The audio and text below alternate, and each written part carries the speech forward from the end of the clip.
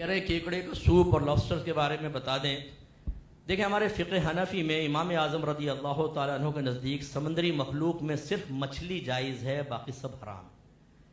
امام شافعی رضی اللہ تعالیٰ عنہ مطلقاً تمام سمندری مخلوق کو جو کھانے کے لائق ہیں ان کو جائز قرار دیتے ہیں. امام اعظم صرف مچھلی کو جائز قرار دیتے ہیں. سوال پیدا ہوتا ہے مچھلی کسے کہتے ہیں؟ یاد رکھیں مچھلی جو مچھیرے جس کو مچھلی کہیں یا عرف عام میں اس کو مچھلی کہا جاتا ہے وہ مچھلی. بعض کہتے ہیں گلپھڑے ہونے چاہیے، بعض کہتے ہیں وہ سانپ کی طرح نہ ہو، پتہ نہیں کیا کچھ نشانیاں، یہ عرف پر محمول ہوتا ہے جس کو مچھلی کہا جاتا ہے وہ. اسی لیے جھینگے میں اختلاف ہے کہ بعض نے اس کو کیڑوں کی فیملی سے مانا ہے اور بعض نے اس کو مچھلی کی فیملی سے مانا.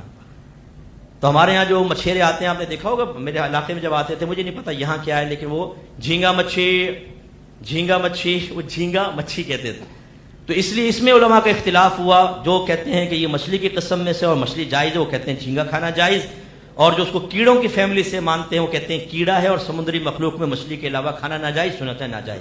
جب اختلاف ہو جائے تو بچنا بہتر ہے، لیکن اگر کوئی کھائے گا تو گناہگار نہیں ہوگا کہ تائید علماء حاصل ہے. باقی کیکڑے کا سوپ، لابسٹر وغیرہ یہ غیر مخلوق ہے، ان کے یہ مچھلی کے علاوہ ہے، یہ جائز نہیں ہے. ہاں ایک مشہور ضابطہ ہے الضرورات تبیح المحظورات، کہ ضرورتیں مباح چیز کو ممنوع چیز کو مباح کر دیتی ہیں. ضرورت ہو تو پھر وقتی طور پر انسان استعمال کر سکتا ہے.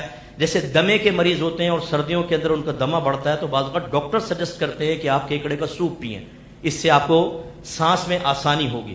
تو اگر کوئی ماہر ڈاکٹر خوف خدا رکھنے والا وہ سجیسٹ کرے گا تو اب یہ ضرورت میں آ جائے گا، ٹھیک ہے، تو ان کے لیے کیکڑے کا سوپ جائز ہوگا.